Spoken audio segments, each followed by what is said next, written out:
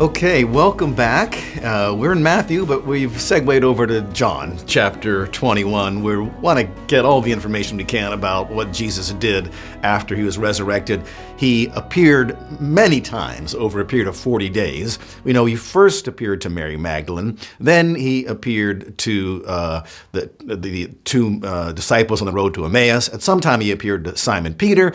Then that evening he appeared to the 10 of the 12, and then 8 days later, he appeared to the 11, and now on the third time he appears to the 11, they're up in Galilee and they're fishing. Okay, so that's we break into the story, and they've just caught this large catch of fish. Peter swum to Jesus along the shore. They bring drag the fish in that they've caught at Jesus' instructions. So verse number 9 now of John chapter 21. So when they got on the land, they saw a charcoal fire already laid and fish placed on it and bread. Jesus said to them, "Bring some of the fish which you have now caught." So they're going to get to contribute to this wonderful shore lunch or shore breakfast. It's early in the morning. Simon Peter went up and drew the net to land, full of large fish, 153, and although there were so many, the net was not torn. I just want to give you a fisherman's perspective of all this. Remember, they fished all night long, didn't catch anything. They obey the instructions of the stranger on the shore. All of a sudden, they've got this huge catch of fish. It's very unusual. They can't even get the nets into the boat. They're so jam-packed. They drag the fish in, and fishermen, when they look at fish, they don't always just see fish, they see dollar signs, right? Well, in their case, they would see shekel signs, but it's money in the bank. And this was a huge, sudden windfall for Peter and the rest, and another demonstration that the Lord is able to supply our needs. I wish I knew more about their situation, how they had been making a living, during the time after Jesus' resurrection and so forth, after his crucifixion, and they were pretty much on their own there. But in any case, this is a sign, one more time, even near the end of Christ's earthly ministry, that he will meet our physical needs. Give us this day our daily bread, he taught us to pray. Okay, so verse number 12, Jesus said to them, "Come and have breakfast." None of the disciples ventured to question him, "Who are you?" knowing that it was the Lord. Okay, so there's no disguise, no blinding of their eyes. They have no doubt who it is. Jesus came and took the bread and gave it to them, and the fish likewise. This is now the third time that Jesus was manifested to the disciples after he had risen from the dead. So I told you, John, writing years and years after Matthew, Mark, and Luke, is filling in a lot of blanks. This is all unique material for John's gospel, and he's definitely trying to give us a chronological order of things.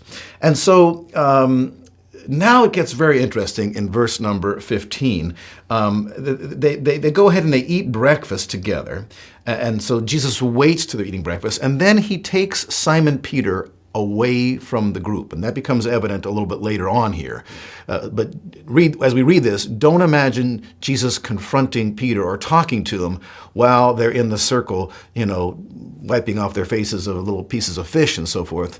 No, they get outside by themselves. And so verse number 15, when they had finished breakfast, Jesus said to Simon Peter, here's the question, "Simon, son of John, do you love me more than these?" And he said to him, "Yes, Lord, you know that I love you."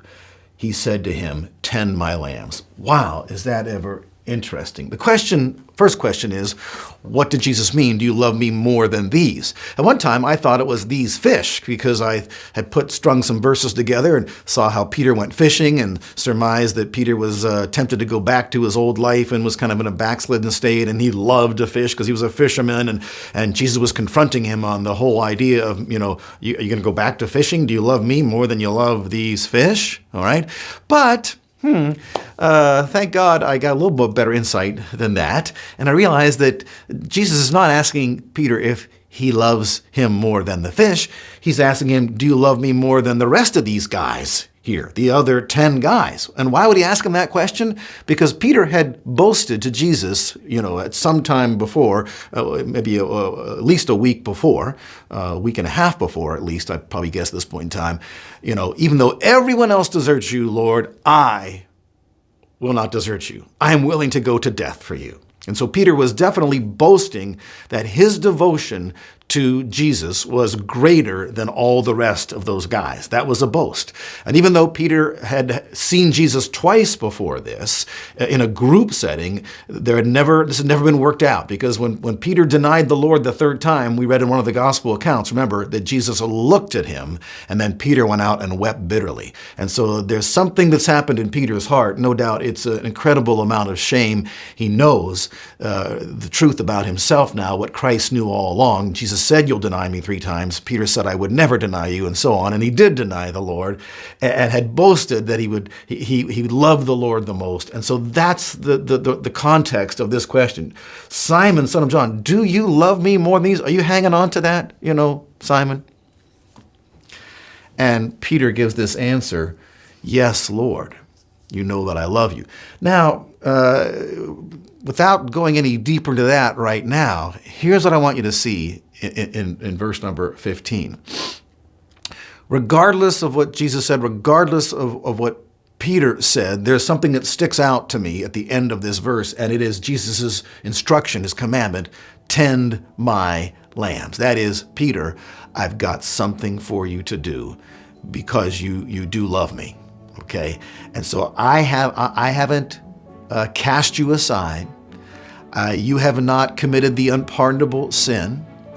I'm not through with you. No, the Lord's mercies are new every morning. And even if you've blown it to the degree that Peter blew it, and even if you're feeling the kind of condemnation that Peter surely felt, the Lord is still on your side. All right?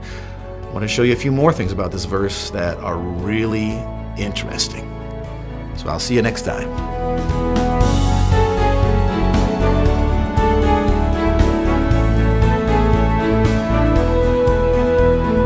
Heavenward 7 is made possible by the financial support of viewers like you. Thank you.